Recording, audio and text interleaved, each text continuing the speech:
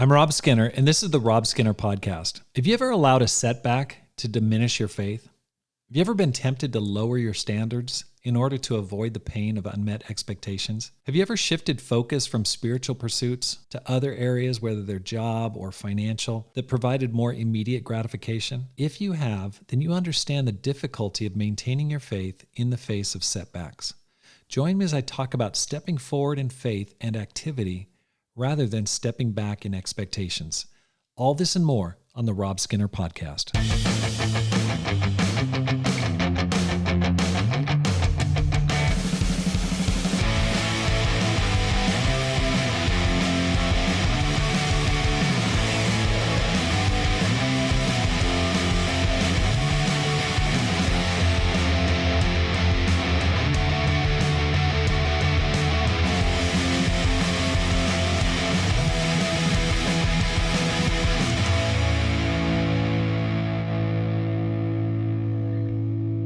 Welcome back to the Rob Skinner Podcast. My goal is to inspire you to live a no-regrets life, make this life count, and multiply disciples, leaders, and churches.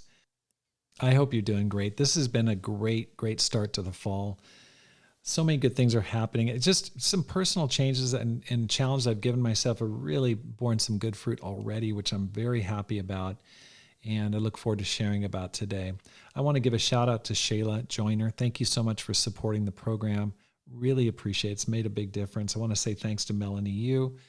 The support that she gave through the link that's in the show notes has enabled me to hire an intern named Nina, and she's doing a great job. I was just out on campus with her sharing our faith. We share with over 100 people on campus, and she's doing a great job. And I told her, I said, hey, there's a lot of Spanish speakers on this campus. And like next thing you know, a student from Quito, Ecuador comes up and I'm like, hey, this is Nina. And they just start going off in Spanish, and he's coming to our Neighbor Day. And so appreciate that. Appreciate the support. And if you feel like you're benefiting from the program, I'd like to ask you to support it with a gift, because your support enables me to multiply disciples, leaders, and churches and inspire others to do the same through this podcast. All you got to do is go to the show notes, and there's a link to support the program. Raise your activity level. Don't lower your goals. I was looking forward to the final message of the evangelism conference. Christians from all over the world were gathered for a conference meant to inspire and unify our family of churches. The final speaker was someone I've always respected and is one of my favorite preachers. I was waiting for a massive call to action, a dream-casting lesson that set our vision on winning this lost world. In past seminars and conferences, the final lesson is usually one of the best, and is typically preached by one of the most gifted leaders. That slot summarizes the primary points from all the classes and channels them into a call for massive action on the part of the participants. As the speaker began, I was waiting for that call. I was just ready. I was just sitting there on the edge of my seat. Oh, I can't wait to hear it. He's going to challenge the tar out of us. Instead, I heard a lot of stories about family and parenting. It's not bad. It's a good thing. A little surprised by it. And it was a long, meandering lesson. And what I heard from it was that we are not going to win the world in one generation. Therefore, let's pass the torch on to our kids and let them do it. I left really deflated. I remember just going, oh man, that's not what I expected. Instead of getting pumped up to return to my home church, ready to change my city, I'd seen a hero of my faith essentially pull out the white flag of surrender and slowly wave it in front of the gathering of over 10,000 followers of Jesus. Looking back, I totally understand what he meant. We do need to pass on what we've learned, our convictions and passion for God and the lost people of this world. I recognize that there will be millions of lost people long after I'm dead. I know that the work will continue on until Jesus returns. I know that. I get that.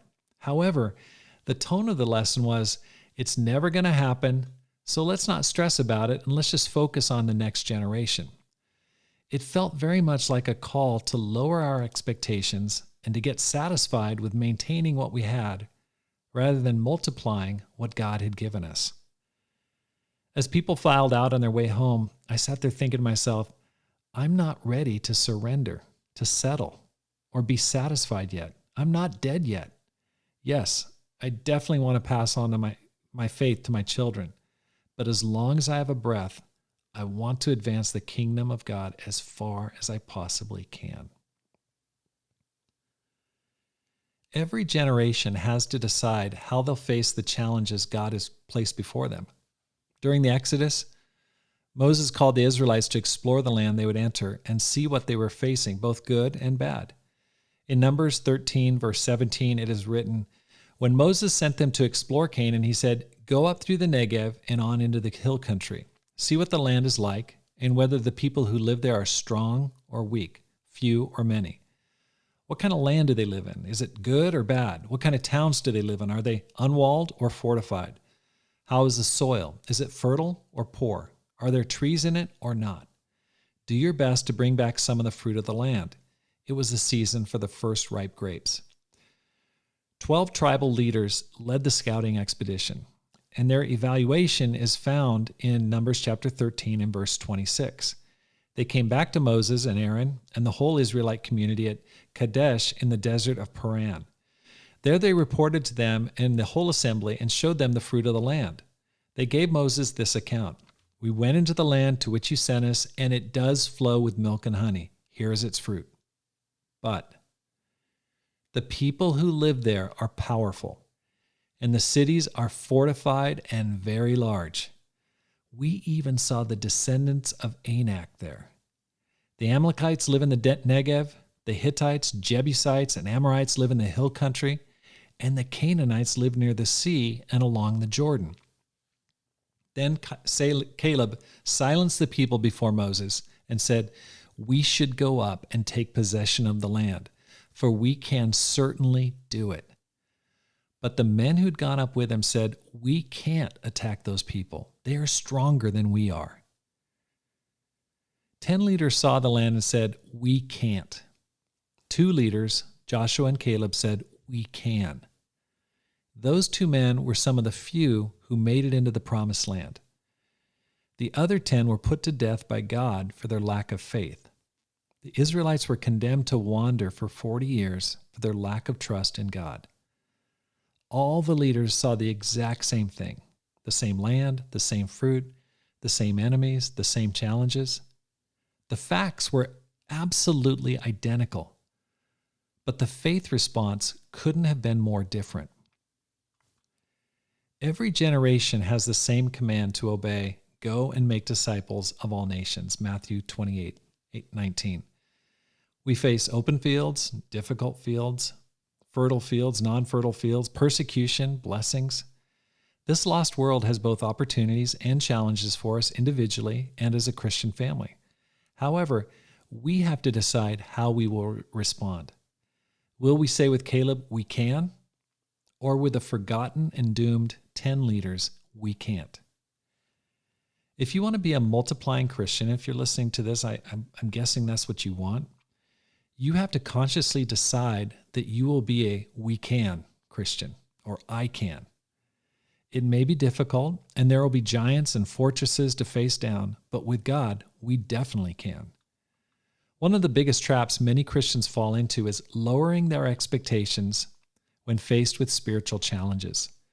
Instead of increasing activity, faith, intensity, focus, they begin to spout the language of those who say, "We can't." And you can recognize it by these signs. Being satisfied with only a few people becoming Christians. Well, that's just the way it is. Shifting focus from saving the lost to satisfying the saved. A critical spirit toward those who are bent on conquest, who are evangelistic, who are focused on saving the lost. Jealousy, envy toward those who are making spiritual progress or who are trying. Negative talk, gossip, slander toward those whose passion for the lost is still strong. It also reveals itself by a change of emphasis from building God's kingdom to padding our retirement, building our own kingdom. Faithless language like, "Oh, people just aren't open. They're not. It's not like the 80s, not like the 90s. Things are different. Times have changed. I've tried, but, oh, we don't have the right song service. Our church is too small. We don't have enough money in our church. If we had Alan Gower be our song leader, things would be totally different. We don't have the right people in our church. We don't have the right leaders. We don't have the right preaching. It's always something. And we let ourselves off the hook. Recently, I was reading a book by Grant Cardone called The 10X Rule. And this was written about 10 years ago.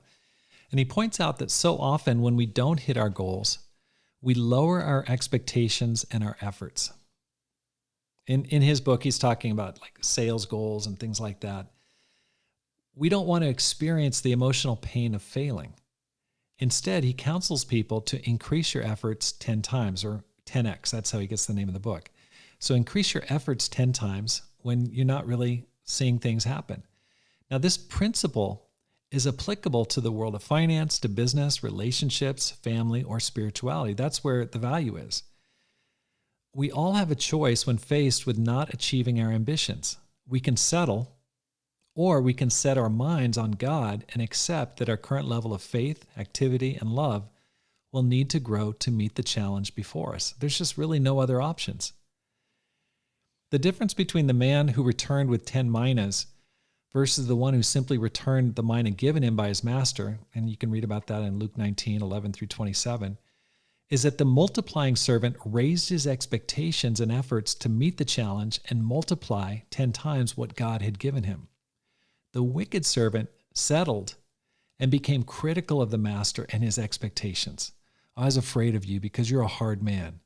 You take out what you didn't put in and reap what you didn't sow. Luke 11:21. So he justified his inactivity by blaming his master for being hard and having too high of expectations. The Apostle Paul faced difficulties in his ministry, at all times, but in Ephesus for sure. Take a look at Acts chapter 19, verse 8 through 10. Paul entered the synagogue and spoke boldly there for 3 months, arguing persuasively about the kingdom of God. But some of them became obstinate. They refused to believe and publicly maligned the way. So Paul left them. He took the disciples with him and had discussions daily in the lecture hall of Tyrannus. This went on for 2 years, so that all the Jews and Greeks who lived in the province of Asia heard the word of the Lord. When he faced opposition and a lack of openness in the synagogue, he didn't lower his expectations. He didn't quit. He didn't just go, it's just too hard. Times have changed. People used to be more open back in Judea. Instead, he changed locations and raised his level of activity. Instead of meeting every Saturday, he met every day. He held daily discussions in a public location. Everyone was free to come. And the result was that he was able to multiply disciples, leaders, and churches in Western Asia Minor. And that's the churches that Jesus addresses in the book of Revelation. I was reading this passage recently, and it really convicted me. Like, whoa, that is just awesome. I challenged myself this fall to increase my level of effort. My goal this fall I've given myself is to have daily discussions, or 90 discussions in 90 days, starting September 1st. So anytime I'm using a Bible with a non-Christian present, I'm counting it as a discussion. So if I'm preaching the word on Sundays, that's a discussion. People are listening to the word preached. Bible talks, group discussions, personal Bible studies, they all count.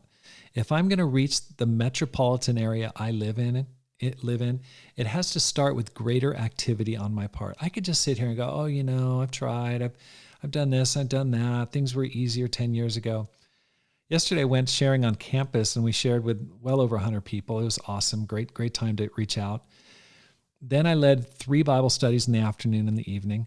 The last person I had a discussion with said he wanted to get baptized right away. And I was just so energized and fired up. It was a busy day. I was just from morning to the time I woke up and had a prayer walk to the end.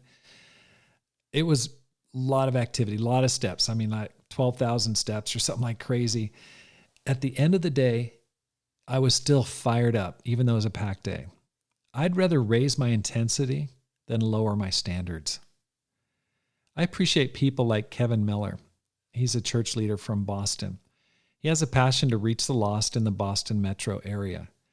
Now, he could just sit there and say, hey, the church is too old. It started back in the 70s. It's been this size for too long, or the membership is too old or too set in their ways. Instead, the thing I appreciate about him is he's got a can-do attitude that won't settle for mere spiritual survival. He wants to see the church grow, multiply, and do better than it ever has. And the church is growing, and it's really exciting. I love what Sean Wooten is doing in Eastern Europe with Revive EE. We've talked about this a lot, and I recently re-released an interview I did with him a number of years ago. Sean and Elena, they could just call it a day. He could retire on all the inspiring experiences and stories he's accumulated over the years, planting churches in Russia and Ukraine. Instead, he's driving on toward expansion of the gospel. Instead of lowering his expectations, he's raising his level of activity. Dr. John Oakes really lifts my spirits. Like Caleb, he's an older man. He's in his late 60s. He's retired from teaching as a professor for many years. However, he's determined to advance the kingdom of God in Central California. He planted a church in Merced, California in his late 60s. Instead of lowering expectations, he raised his levels of effort. When many people, they're just collecting seashells and St. Kitts in the Caribbean, he's out passing out invitation cards. He's out preaching the word with his wife, Jan, and they're doing a great job. He goes on campus twice weekly to reach out and has grown his church of 3 Christians, self-supported, bivocational, to over 25 in a little over a year. There's a Caleb spirit. There's a we can disciple. Take a look at yourself. Are you listening to the excuses and rationalizations that Satan and even many well-meaning Christians are placing in your head? Satan's lie is that when faced with difficult challenges, just lower your expectations. Back off. Don't try so hard so that you won't experience disappointment, failure, or defeat. Recently, Peter Garcia came and preached at our church, and it was a great lesson. Peter's always an amazing speaker, but he talked about expectation frustration and how we get frustrated when our expectations aren't met. And I mean, everyone in the audience was like, yep, I know exactly what you're talking about. And when we have those expectation frustrations, those feelings like I'm frustrated because I'm not seeing what I want to see happen, the proper response is not to lower our expectations so that we don't feel the frustration anymore, but instead increase our activity so that we can start seeing things happen. For example, if you haven't saved a soul in a while or been involved in a study or been involved in any evangelistic activity, you might be tempted to think, well, I'm just too old. I'm too unrelatable. I'm too isolated, or I'm too something. It's usually something too much of or too little of that's keeping you out of the action. Instead, take captive that thought and raise your activity level. Start sharing your faith actively. Give yourself a goal like, I'm going to share my faith once a day for the next 7 days. What a great goal. Just increase it from 0 to 1 every day. That's like infinite right there. Keep a prayer list of people you can pray for, serve, show hospitality to, and invite to church. You know, I keep a handful of 3x5 cards. I'm a big 3x5 card guy, but I've got the list of all the people I'm following up with and praying for. And what I did on Tuesday mornings, I just went through and texted all these people, say, hey, would you like to get together and study the Bible this week? And what do you know? People got back to me, and that's how I set up 3 studies on Thursday. It's just simply spending half an hour texting people and setting things up a couple days before. You reap what you sow. If you raise your energy, your efforts, and your faith, you will see things begin to change. Increase your efforts 10 times. Jesus said in Matthew chapter 9, verse 29, according to your faith will it be done to you. Just like the exploration of the land, for every 2 faithful followers, there'll probably be 10 cynical and faithless people. I hope that's not accurate, but it seems like it at times. Don't allow other people's negativity or spiritual issues drag you down. If you want to do great things for God, if you want to be a multiplying disciple, you will get heat and you'll get many reasons why it can't be done or why it shouldn't be done. Many wise people tell you this shouldn't happen, you can't do this, it's not smart, just calm down, take time off, take a break. People will say you're too old school. That's a real common phrase. You're too much to this. And this often happens because the person who's saying it is simply trying to justify their lives and their low expectations. Ignore it. Do God's will. Become a multiplying disciple. Raise your level of activity. Don't lower your standards. Application. In what areas have you surrendered or lowered your expectations? Maybe in relationships. Maybe you're not that close to people. How about evangelism? How about finances, purity? There's so many areas when you may have just decided, it's just not going to get any better. It's going to stay this way. What could you do starting today to raise your level of faith and activity to see God work in those areas? Thanks for listening. Here's how you can help support the program. First, let your friends know about the podcast. Secondly, read and review one of my books, How to Plant and Grow a Church, or Courage, How to Make This Life Count. You can find both of them on Amazon.com. Finally, support the program with a gift today. The link is in the show notes. Because my goal is to inspire you to make this life count, live a no-regrets life, and multiply disciples, leaders, and churches. Have a great day and make this life count.